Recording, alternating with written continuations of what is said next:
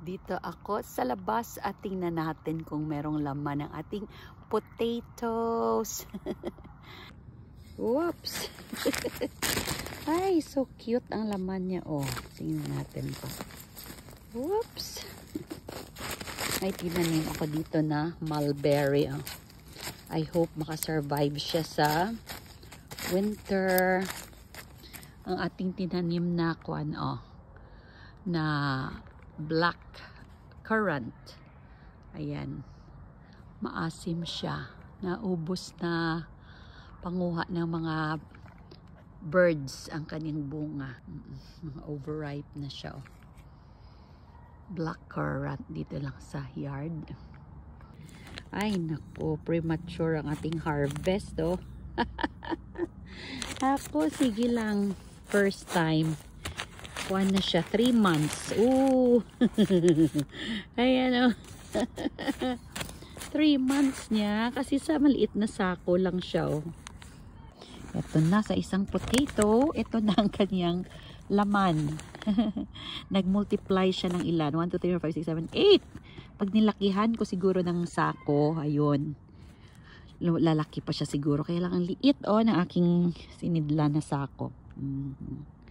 So, nag-multiply siya. Ganyan. Pag ginamit natin ng isang seed or isang tanim, talagang lalago. Ayan lang aking harvest. Laga natin. Tingnan natin kung tikman natin mamaya kung ano ang lasa niya.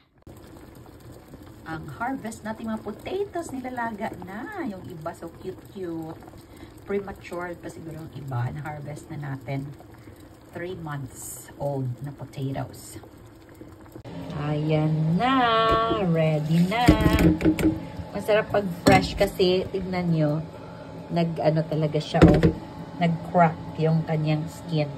Ganyan pag fresh na potatoes. Ah, ka-cute-cute sa ila. Sige, tilawan nato ni Abby. Oh. Kahit maliit, pwede na. Sweet siya. parang kamote din siya ang potatoes. Matamis na klase na patatas.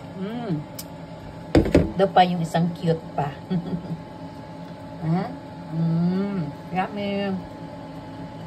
Eto na boil na ang ating cute-cute na mga potatoes. Nakain ko na yung ibang mga cute. Sige, patikimin natin si dad at si daughter. Dalawa na lang. Hati kami ni dad. Nice. Yeah. Yan yung asin.